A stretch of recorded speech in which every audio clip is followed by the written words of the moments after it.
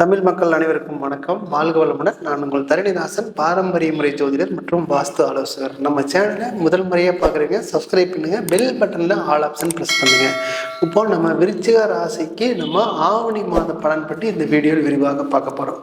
விருச்சிக ராசிக்கு ஆவணி மாத கிரக அடைவில் எப்படி இருக்குன்னு பார்த்தீங்கன்னா, உங்களுக்கு விருச்சிக ராசிக்கு 2ஆம் இடத்துலேயே வந்து பார்த்தீங்கன்னா உங்களுக்கு சந்திர பகவான் இருக்காரு. 4ஆம் இடத்தில் சனி பகவானும், 5ஆம் இடத்தில் உங்களுக்கு ராகு பகவானும், 7ஆம் இடத்தில் குரு பகவான் மற்றும் செவ்வாய் பகவானும், 10ஆம் இடத்தில் உங்களுக்கு வந்து பார்த்தீங்கன்னா சூரியன், புதன், சுக்கிர பகவானும், அதுக்கப்புறம் 11ஆம் இடத்துல கேது பகவான் இருக்காரு.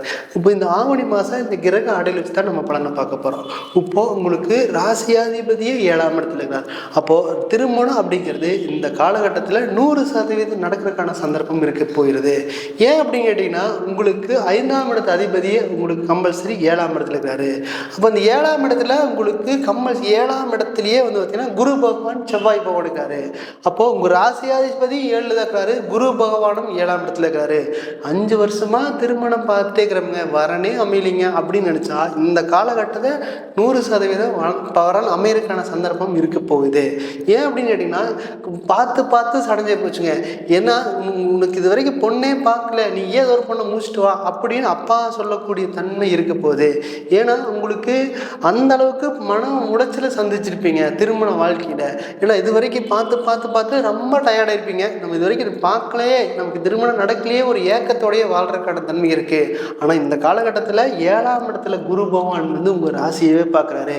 அப்போ உங்க ராசியாதிபதி கூட இருக்கும்போது 100% உங்களுக்கு திருமணம் ஆகும் அப்படிங்கிறது ஆவணி மாதம் 1ஆம் தேதியிலிருந்து 30ஆம் தேதிக்குள்ள திருமணம் ஆகக்கூடிய காலகட்டமா, இல்லை பையன் இதுதான் பொண்ணு இதுதான் அப்படின்னு நிச்சயம் பண்ணக்கூடிய அமைப்பு ஆவணி மாதம் இருக்க போகுது. இதில் பார்த்தீங்கன்னா 2ஆம் இடத்துலேயே உங்களுக்கு சந்திர பகவான் இருக்காரு. அப்போது இந்த ராசிக்கு 2ஆம் இடத்துல 9ஆம் இடத்துல அதிபதியே அப்படின்னா உங்களுக்கு சந்திர பகவான் 2ஆம் இடத்துல இருக்கிறாரு. அப்போது இந்த 2ஆம் இடத்துல இருக்கும்போது வருமானம் அப்பா மூலியமாக வரப்போகுது. இது வரைக்கும் வந்து பார்த்திங்கன்னா அப்பா எதுவுமே எனக்கு தரல, அப்பா வந்து பார்த்திங்கன்னா எல்லாமே இருந்துச்சு ஆனால் எதுவுமே எனக்கு கொடுக்கவே இல்லை, பார்த்திங்கன்னா என்ற சொத்து பூரா தம்பி கொடுத்துட்டாரு, தங்கத்தி கொடுத்துட்டாரு அப்படின்னு நிறைய பேர் சொல்லுவீங்க. ஆனால் இந்த காலகட்டத்தில் உங்களுக்கு 9ஆம் இடத்து அதிபதி 2ஆம் இடத்துல வரும்போது உங்களுக்கு அப்பா உங்களுக்கு நல்லபடியாக சப்போர்ட் பண்ணக்கூடிய காலகட்டமாக இருக்கு. ஏன்னா உங்களுக்கு 10ஆம் இடத்துல சூரியன் ஆட்சி ஆகும்போது நல்ல யோகத்தை கொடுக்க போகுது. பார்த்தீங்களா, உங்கள் ராசியிலேருந்து குரு பார்க்கும்போது பார்த்தீங்கன்னா நல்லபடியாக சப்போர்ட் பண்ணுறதுக்கான திறமை இருக்க போகுது. பார்த்தீங்கன்னா அம்மா அப்படிங்கிறது உங்களுக்கு 4ஆம்னு சொல்லுவாங்க. அந்த 4ஆம் இடத்துல சனி பகவான் அங்கே வக்ரமாக்குறாரு. அப்புறம் அம்மா கூட உங்கள் மேலே இது வரைக்கும் எந்த பாசமே வைக்காமல் இருந்தாலும் கூட சனி பகவான் வக்ரமாகும் போது உங்கள் மேலே பாசம் இல்லை, நீங்கள் கேட்டதை கொடுக்குறதுக்கான சந்தர்ப்பம் இருக்க போகுது. பார்த்தீங்கன்னா இந்த காலகட்டத்தில் அந்த ஆவணி மாதம் 1ஆம் தேதியிலிருந்து 30ஆம் தேதிக்குள்ள அம்மா அப்பா நல்லபடியாக சப்போர்ட் இருக்க போகுது.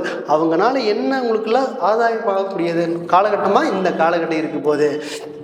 கடந்த காலத்தில் எதுவுமே செய்யலை அப்படின்னா இந்த காலகட்டம் செய்யக்கூடிய அமைப்பாக வரப்போகுது. பார்த்தீங்கன்னா இந்த குழந்தை பேர் அப்படிங்கிறது உங்கள் ஜாதகத்தில் உங்களுக்கு 5ஆம் இடத்துல ராகு பகவான் இருக்காரு. அந்த ராகு பகவான் அப்படிங்கிறது பார்த்தீங்கன்னா குழந்தை ஒரு 5 வருஷம் 3 வருஷம் அப்படின்னு கல்யாணமாகி ரொம்ப லேட் ஆகிட்டு இருக்கும். இந்த காலகட்டத்தில் வந்து பார்த்திங்கன்னா ஏன் தான் இந்த கல்யாணம் ஆகி இன்னும் குழந்தை இல்லையேன்னு நினச்சி வருத்தப்படுவீங்க. ஒரு நல்ல விஷயத்துக்கு போனாலும் சரி, கெட்ட விஷயத்துக்கு போனாலும் ஏதோ பாதியிலே திரும்பி வர வேண்டிய சூழ்நிலை, யாராச்சும் என்ன கேட்டுருவாங்களோ அப்படிங்கிற ஒரு எண்ணம் இருந்து கொண்டே இருக்கும். அதெல்லாம் வந்து பார்த்திங்கன்னா உங்களுக்கு குரு பகவான் உங்களுக்கு 7ஆம் இடத்துலேயே இருக்கிறாரு. ஏன்னா உங்களுக்கு கர்மஸ்தானாதிபதி அப்படிங்கிறது 10ஆம் இடம். அந்த 10ஆம் இடத்துலயே சனி பகவான் வக்ரமாகி பார்க்குறாரு. பார்த்தீங்கன்னா 10ஆம் இடத்துல ஒரு பாவிக்கிறவன் பார்த்தா கர்மம் செய்யறதுக்கு ஒரு ஆண் வாரிசு உண்டு அப்படின்னு தான் சொல்லலாம். ஏன்னா சனி பகவான் 10ஆம் இடத்துலயே ஆட்சியாக இருக்க போகிறார். அப்போ இந்த காலகட்டத்தில் குழந்தை பேர் அப்படிங்கிறது 100% உங்களுக்கு கிடைச்சே தீரும். அடுத்து பார்த்தீங்கன்னா திருமணம் அப்படின்னு சொல்லி வச்சு உங்களுக்கு வந்து பார்த்தீங்கன்னா கணவன் மனைவி சேர்ந்தே ரொம்ப நாள் ஆச்சுங்க, பிரிஞ்சு எப்படியாவது பிரிஞ்சிடலாங்கிற ஒரு எண்ணத்தை கொடுத்துட்டே இருக்கும். கல்யாணம் முடிச்சு நினச்ச மாதிரி லைஃப் அமையலை, நம்ம நினச்ச மாதிரி வாழ்க்கை அமையலை, நம்ம நினச்ச மாதிரி தப்பான வர்ணை தேர்ந்தெடுத்துட்டோங்கிற ஒரு வருத்தம் இருந்துகிட்டே இருக்கும். பார்த்தீங்கன்னா இந்த கடந்த காலகட்டங்களில் அந்த மாதிரி சூழ்நிலைக்கு தள்ளப்பட்டிருப்பீங்க. பார்த்தீங்கன்னா ஆவணி 1ஆம் தேதியிலேருந்து 30ஆம் தேதிக்குள்ளே கணவன் மனைவி சேர்ந்து பேசுனீங்கன்னா சேர்ந்து வாழக்கூடிய தன்மை இருக்குது. அப்போ இந்த காலகட்டத்தை விடாமல் பேசுனீங்கன்னா 100% உங்களுக்கு சேர்ந்து வாழ்கிறதுக்கான தன்மை இருக்க இருக்க போகுது. பார்த்தீங்கன்னா வேலை அப்படிங்கிறது பார்த்தீங்கன்னா வெளிநாட்டில் வேலை பார்த்தீங்கன்னா வெளிநாடு போகணும் முயற்சி பண்ணி உங்களுக்கு எந்த ஒரு முன்னேற்றமே கிடைக்காமையே இருக்கும். 5 வருஷமாக முயற்சி பண்ணுறேங்க, எந்த ஒரு முன்னேற்றம் கிடைக்கலைங்க. வெளிநாட்டில் வேலை செய்யவும் ரொம்ப ஆசையாக இருக்குது, ஆனால் முயற்சி பண்ணாலும் கூட கிடைக்கவே மாட்டேங்குது. ஆனால் இங்கிருந்து வெளிநாடு போகணும் எண்ணம் தான் இருக்குது, ஆனால் அது செயல்படுத்தவே முடியல.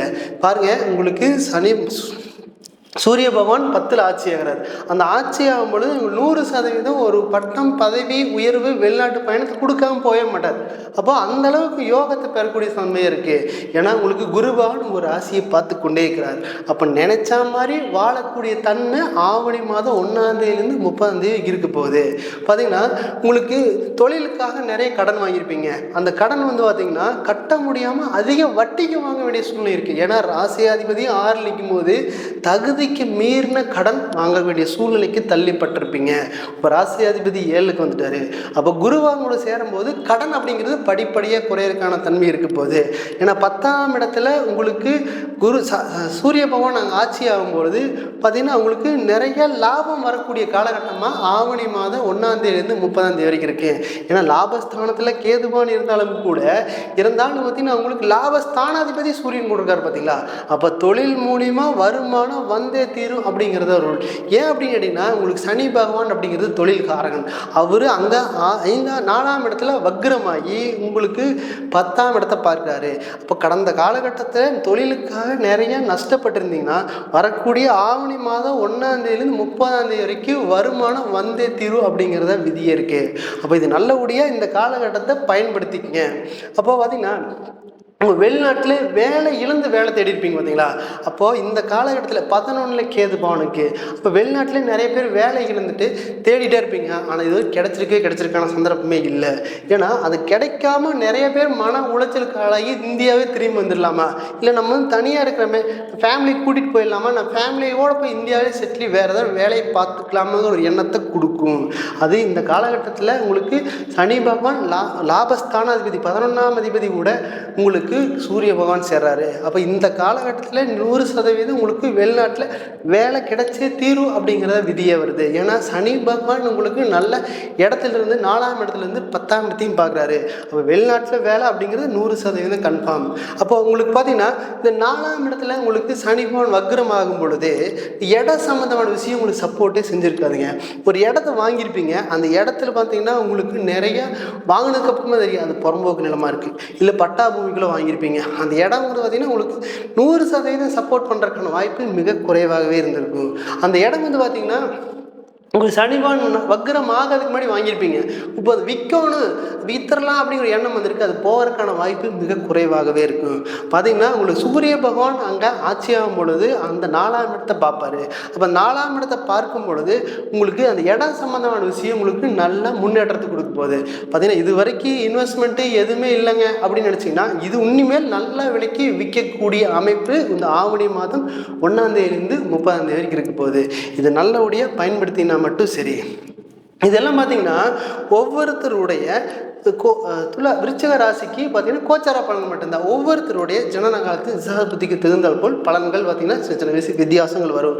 நீங்கள் விருச்சிக ராசியாக இருந்தால் உங்களுக்கு இதுதான் பலன் தான் அப்படி தான் சொல்லணும்.